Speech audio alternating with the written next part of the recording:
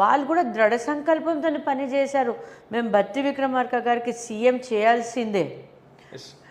బట్టి విక్రమార్క లాగా ఒక నాయకుడు, కమిట్మెంట్ ఉన్న నాయకుడు, విజన్ ఉన్న నాయకుడు, అన్ని రకాలుగా అనుభవం ఉన్న నాయకుడు ఇలా సీఎం అయితే మన మధిర నియోజకవర్గం కాక మన ఖమ్మం జిల్లా ఒకటే కాక యావత్ తెలంగాణ కూడా బాగుపడుతుంది, పేద ప్రజల జీవితాలు మారిపోతాయి అనే ఉద్దేశంతో అందరు నడుము బిగించి గట్టిగా రాత్రి పగలు పని చేశారు. ఇక్కడ మిమ్మల్ని నేరుగా ఒక క్వశ్చన్ అడగాలనుకుంటున్నాను. ఎందుకంటే బట్టి విక్రమార్క గారు పూర్తిగా ఎన్నో వివక్షలకు గురయ్యారు. ఒక దళిత్ కమ్యూనిటీ సంబంధించిన రిప్రజెంటేటివ్గా చాలా స్థాయికి ఎదిగారు. వివక్ష నుంచి విపక్ష నేతగా ఎదిగారు. విపక్షం నుంచి ప్రస్తుతం అధికారంలో వచ్చాము. నిజంగా తెలంగాణలో ఉన్న దళిత సమాజం మొత్తం కూడా మొదటి నుంచి కూడా బీఆర్ఎస్ ఎప్పుడైతే అధికారంలోకి వచ్చిందో ఖచ్చితంగా దళితున్నే తొలి ముఖ్యమంత్రి చేస్తామని బీఆర్ఎస్ ఇచ్చిన హామీని కాంగ్రెస్ నిలబెట్టుకుంటుంది అన్న ప్రచారం చాలా పెద్ద ఎత్తున జరిగింది. ఒక దశలో మీరు కూడా అసెంబ్లీ ఎన్నికల ప్రచారంలో కూడా వై నాట్ అన్నారు.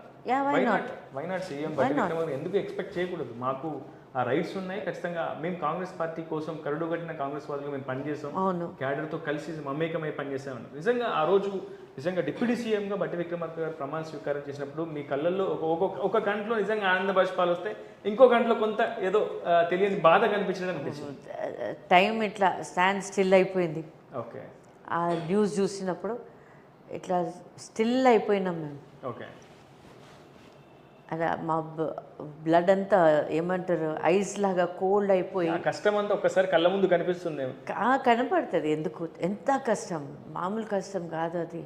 ఓకే, 10 సంవత్సరాలు మేము పడిన కష్టము, మా క్యాడర్ పడిన కష్టం it was not that easy. ఇంట్లో అందరు ఉన్నారు, ఎంతోమంది ఆశతో కూర్చుని టీవీ ముందు కూర్చున్నాము. అటు చూస్తుంటే అసలు ఇట్లా ఇట్లా మొత్తం ఇట్లా కూలి పడినట్లు అనిపించింది. ఫర్ ఎ సెకండ్ ఏం మాట్లాడలే, జస్ట్ అన్నిచ్చి అందరు ఉన్నారు. నేను నా సహనాన్ని అది అయిపోతే వాళ్ళు కూడా బాధపడతారు కాబట్టి అప్పుడే లేచి బాబుని తీసుకొని, పెద్ద బాబుని తీసుకొని, వాడి ఫ్రెండ్ ఉన్నారు వాళ్ళని తీసుకొని, వాడి ఫ్రెండ్ అంటే లెట్స్ గో అన్నారు. లేసాము, కారు ఎక్కాము, బయట తిరిగి వచ్చి కంట్రోల్లో భావాలను తీసుకొచ్చి అగైన్ వాళ్ళ ముందు వచ్చి స్మైలింగ్ ఫేస్తోని డోంట్ వరీ అన్నాం. అటువంటి టైంలో ఫేస్ మీద ఒక స్మైల్ తీసుకురావటం అంటే కూడా చాలా కష్టం, చాలా డిఫికల్ట్. బట్ క్యాడర్ ఎక్కడ బాధపడొద్దు, మనతో పాటు భావానికి గురి కావద్దు,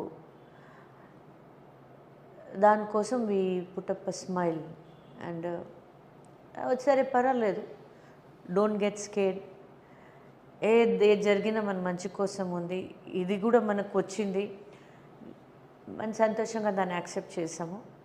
let us accept the fact. Okay, ఇక మనం రెబల్ చేయలేము, దానికి ఎదురు తిరగలేము, ఉన్నదాన్ని మనం సంతోషంగా దాన్ని మనం స్వీకరించడమే బెటర్ అని అనిపించింది ఆ టైంలో. It was hard time.